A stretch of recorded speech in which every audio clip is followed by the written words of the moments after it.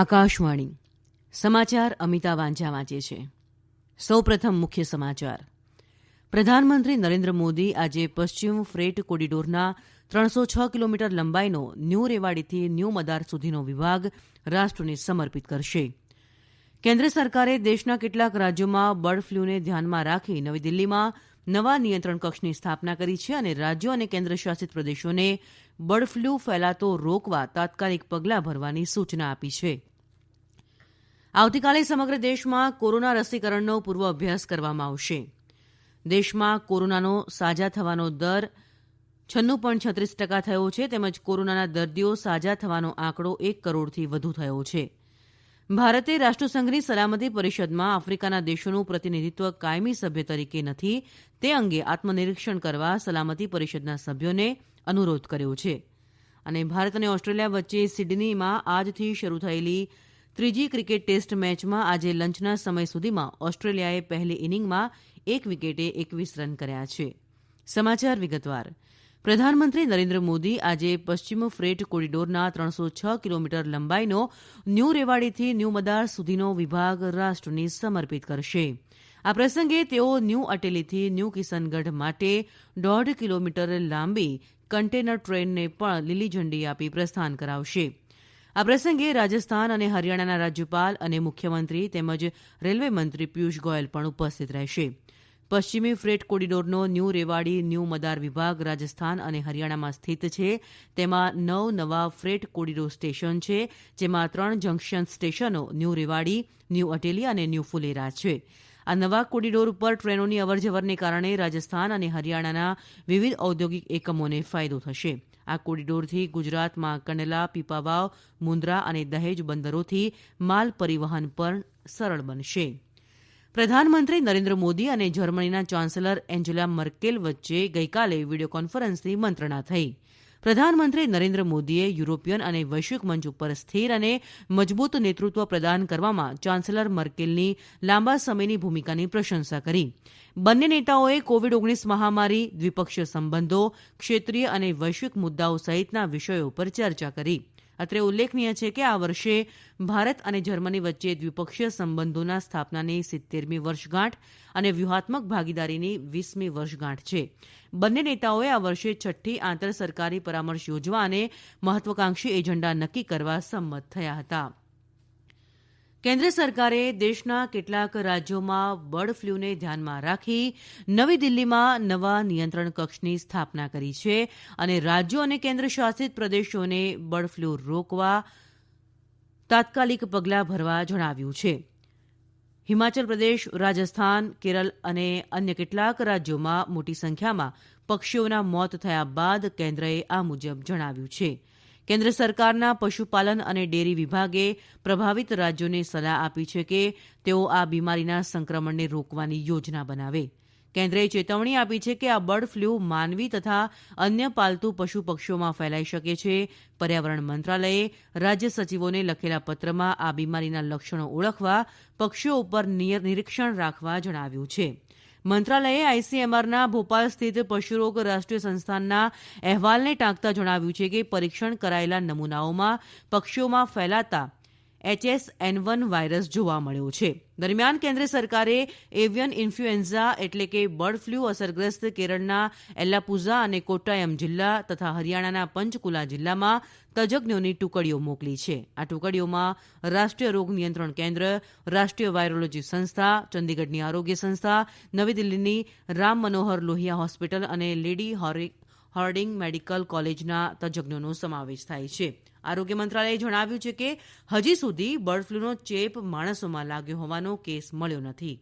દરમિયાન મધ્યપ્રદેશના ઇન્દોર, અગરમાળવા અને મંદોસર જિલ્લામાં મૃત્યુ પામેલા કાગડાઓમાં બર્ડ ફ્લૂ વાયરસના લક્ષણ મળી આવ્યા છે. દરમિયાન મુખ્યમંત્રી શિવરાજસિંહ ચૌહાણે આ રોગ માટે તત્કાળ બેઠક બોલાવી અને આખા રાજ્યમાં કેન્દ્ર સરકારના નિયમ અનુસાર મરઘા ઉછેર કેન્દ્રમાંથી નમૂના એકત્રિત કરવામાં આવ્યા છે. અત્યાર સુધીમાં 3 જિલ્લામાં બર્ડ ફ્લૂ વાયરસ મળી આવ્યાના સમાચાર છે.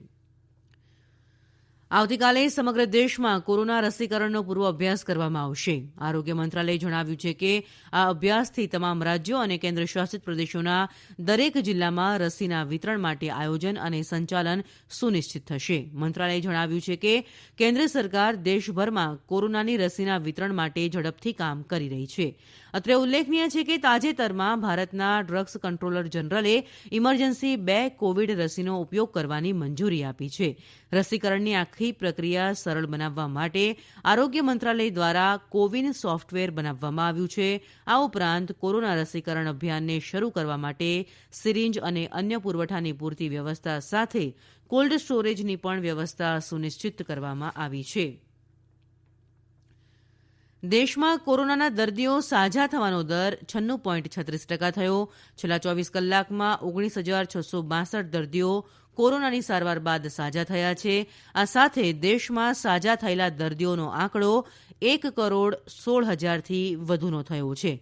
જોકે છેલ્લા 24 કલાકમાં 20,460 કોરોનાના નવા કેસ નોંધાતા કુલ સંક્રમિત કેસનો આંકડો 1,03,95,000થી વધુનો થયો છે. છેલ્લા 24 કલાકમાં 221 દર્દીઓના કોરોનાથી મોત થતાં દેશમાં કોરોનાથી મૃત્યુઆંક 1,50,372 થયો. આઈસીએમઆરે જણાવ્યું છે કે છેલ્લા 24 કલાકમાં 9,41,000થી વધુ કોરોના નમૂનાઓનું પરીક્ષણ કરવામાં આવ્યું છે. દરમિયાન ગુજરાતમાં કોવિડના દર્દીઓ સાજા થવાનો દર 94.82% થયો. છેલ્લા 24 કલાકમાં કોવિડના 897 દર્દીઓ સાજા થતાં કોવિડને માત આપનારની સંખ્યા વધીને 2,36,323 થઈ. આ જ સમયગાળામાં કોવિડના 665 નવા કેસ નોંધાયા.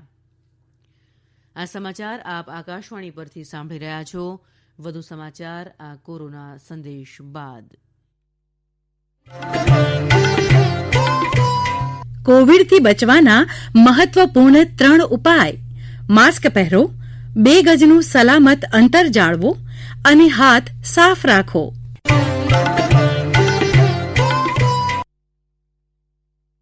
ભારતે રાષ્ટ્રસંઘની સલામતી પરિષદમાં આફ્રિકાના દેશોનું પ્રતિનિધિત્વ કાયમી સભ્ય તરીકે નથી તે અંગે આત્મનિરીક્ષણ કરવા સલામતી પરિષદના સભ્યોને અનુરોધ કર્યો છે.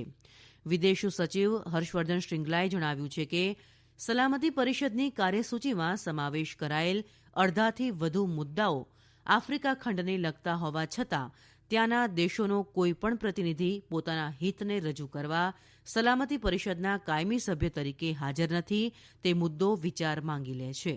ગઈરાત્રે સલામતી પરિષદની બેઠકમાં શાંતિ અને સલામતી સામેના પડકારો અંગેની ચર્ચામાં ભાગ લેતા શ્રી શ્રીંગલાએ આ મુજબ જણાવ્યું હતું. વાત ક્રિકેટની તો ભારત અને ઓસ્ટ્રેલિયા વચ્ચે સિડનીમાં આજથી શરૂ થયેલી ત્રીજી ક્રિકેટ ટેસ્ટ મેચમાં આજે લંચના સમય સુધીમાં ઓસ્ટ્રેલિયાએ પહેલી ઇનિંગમાં 1 વિકેટે 21 રન કર્યા. અગાઉ ઓસ્ટ્રેલિયાએ ટોસ જીતીને પ્રથમ બેટિંગ કરવાનો નિર્ણય લીધો. આજની મેચના પ્રથમ સેશનમાં વરસાદ પડતા મેચ રોકી દેવાઈ હતી.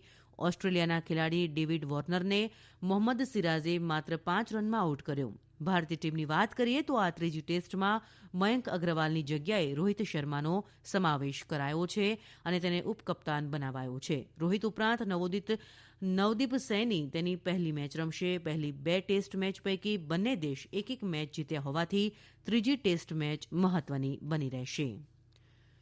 ચૂંટણી પંચ બિહારની ખાલી પડેલ 2, આંધ્રપ્રદેશની 1 અને ઉત્તરપ્રદેશ વિધાન પરિષદની 12 બેઠકોની ચૂંટણી માટે આ મહિનાની 11મી તારીખે જાહેરનામું બહાર પાડશે. બિહારમાં ખાલી પડેલી 2 બેઠક પૈકી એક સુશીલકુમાર મોદીના રાજીનામાના કારણે છે, જેઓ રાજ્યસભાના સભ્ય તરીકે ચૂંટાયા છે. અન્ય એક બેઠક વિનોદ નારાયણ ઝાની રાજ્ય વિધાનસભા ચૂંટણીમાં જીત થવાની ખાલી પડી છે. આંધ્રપ્રદેશની એક બેઠક સુશ્રી પોયુલા સુનીતાના રાજીનામાના કારણે ખાલી પડી છે, જ્યારે ઉત્તરપ્રદેશ વિધાન પરિષદના 12 સભ્યોની મુદત આ મહિનાની 30મી તારીખે પૂર્ણ થઈ રહી છે. પંચે ત્રણેય વિધાન પરિષદની પેટા ચૂંટણીઓ યોજવાનો નિર્ણય લીધો છે, જેના માટે 28મી જાન્યુઆરીએ ચૂંટણી યોજાશે. ચૂંટણી પંચે મતદાન સત્ર દરમિયાન કોવિડ માર્ગદર્શિકાનું ચુસ્ત પાલન કરવા નિર્દેશ કર્યો હતો. ઓડિશામાં સ્ટીલ ઓથોરિટી ઓફ ઇન્ડિયાના રાઉરકેલા સ્ટીલ પ્લાન્ટમાં ગેસ લીકેજ થવાના કારણે 4 લોકોના મોત નીપજ્યા છે. સત્તાવાળાઓએ આ ઘટનાની તપાસ માટે ઉચ્ચસ્તરીય તપાસ સમિતિની રચના કરી છે. પ્લાન્ટના કોલસા રસાયણ વિભાગમાં દુર્ઘટના સર્જાઈ હતી. 4 લોકોને સ્થાનિક હોસ્પિટલમાં સારવાર અર્થે ખસેડાયા હતા, જોકે સારવાર દરમિયાન તેમના મૃત્યુ થયા હતા. આ સાથે આકાશવાણી પરથી સમાચાર પૂરા થયા.